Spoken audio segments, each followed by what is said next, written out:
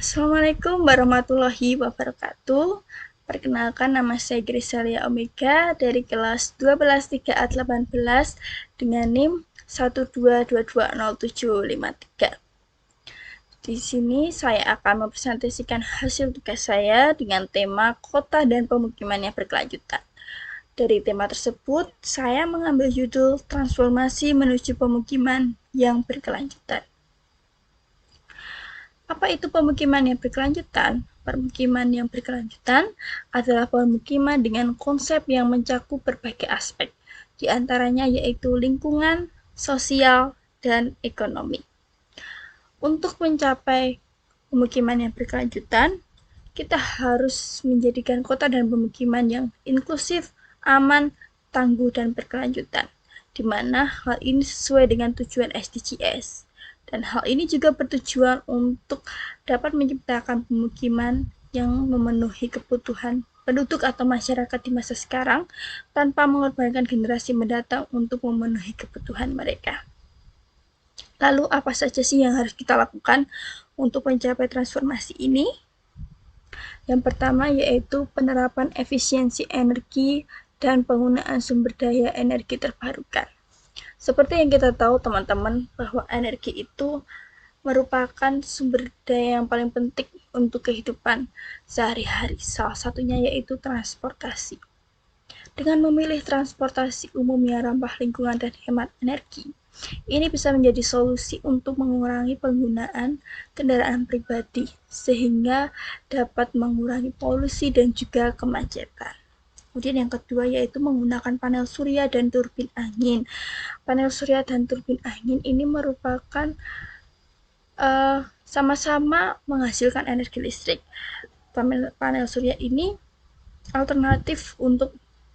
bisa menjadi alternatif untuk mengatasi kenaikan harga listrik dan juga dapat mengurangi pemanasan global karena tidak menghasilkan emisi gas rumah kaca ataupun polusi udara. Akan tetapi kalau turbin angin ini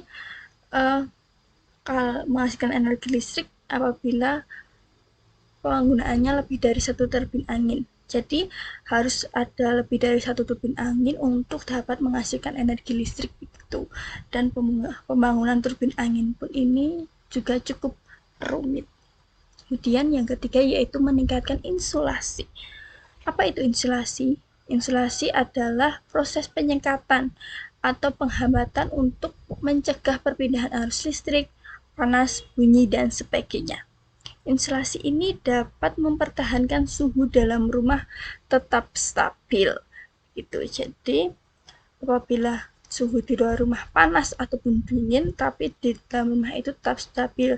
Jadi bisa juga untuk menghemat penggunaan listrik karena tidak perlu menyalakan AC, kipas ataupun penghangat ruangan.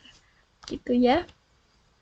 Kemudian yang selanjutnya yaitu penggunaan bahan dan desain bangunan yang berkelanjutan. Desain dan konstruksi bangunan yang berkelanjutan itu harus mempunyai prinsip menjaga keseimbangan lingkungan. Salah satunya yaitu memprioritaskan pencahayaan dan ventilasi alami. Ventilasi alami ini berfungsi untuk mengalirkan udara dari luar ruangan masuk ke dalam ruangan ataupun dari dalam ruangan masuk ke luar ruangan atau terjadi pertukaran udara gitu. Dan apabila dikhawatirkan udara atau polusi udara yang kotor masuk ke dalam rumah, itu bisa dengan menggunakan pemurni udara atau juga bisa menggunakan tirai jendela begitu ya, untuk mencegah debu atau polusi udara dari luar ruangan untuk menyaring polusi udara yang kotor untuk masuk ke dalam rumah. Jadi udara yang masuk ke dalam rumah itu tetap bersih melalui ventilasi itu. Kemudian yang kedua, menggunakan ruang terbuka hijau. Kenapa sih harus menggunakan ruang terbuka hijau? Ruang terbuka hijau ini juga merupakan salah satu solusi untuk mencegah banjir karena terdapat banyak daerah resapan air, dan juga ruang terbuka hijau ini juga bisa menciptakan lingkungan yang lebih nyaman, asri, dan juga lebih segar.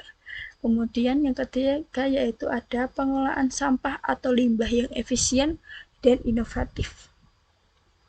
Sistem pengelolaan limbah yang baik ini dapat mengurangi polusi air dan udara. serta dapat meningkatkan kualitas hidup masyarakat. Salah satunya yaitu dengan daur ulang. Dengan daur ulang, kita dapat memanfaatkan sampah atau limbah ini menjadi sumber daya yang baru. Dan saat ini juga ada yang namanya yaitu bank sampah. Melalui bank sampah ini, masyarakat menjadi lebih disiplin dalam mengelola sampah karena mereka juga mendapat tambahan pemasukan atau penghasilan dari sampah-sampah yang mereka kumpulkan. Gitu. Kemudian yang selanjutnya yaitu pengelolaan sumber daya air. Yang pertama yaitu dengan menerapkan praktik hemat air. Gimana caranya? Yaitu dengan cara tidak menggunakan air secara berlebihan, yaitu dengan mencuci baju ketika sudah dalam jumlah yang banyak, jangan terlalu sering menyiram tanaman, jangan sering mencuci kendaraan, dan juga mengurangi penggunaan air jika musim panas, dan menampung air hujan. Air hujan ini dimanfaatkan untuk menyiram tanaman, mencuci baju, piring, dan sebagainya. Kemudian yang selanjutnya yaitu pengelolaan kualitas air dengan cara memisahkan sumber air dengan jamban dan tempat pembuangan sampah minimal 10 meter. Sumber air ini juga harus dilindungi dari bahan pencemar. Kemudian selanjutnya pengendalian penggunaan air tanah dan pengendalian pencemaran air. Kemudian yang selanjutnya yaitu membangun perkotaan yang terpadu serta pengurangan kemiskinan dan ketimpangan sosial. Perencanaan tata ruang dan penggunaan lahan yang bijaksana serta memperbaiki kondisi ekonomi dan sosial dan memastikan akses yang adil terhadap perumahan yang layak, pendidikan, pekerjaan, dan layanan sosial. Kemudian yang selanjutnya yaitu kesimpulan. Jadi, transformasi menuju pemukiman yang berkelanjutan menjadi tanggung jawab semua orang, termasuk masyarakat, pemerintah, dan sektor swasta, dengan menciptakan pemukiman yang ramah lingkungan dan layak bagi masa depan, serta dapat mencapai tujuan SDGs tanpa mengorbankan kesejahteraan masyarakat dan kelestarian lingkungan. Terima kasih. Apabila ada kurang dan salah kata, saya mohon maaf yang sebesar-besarnya.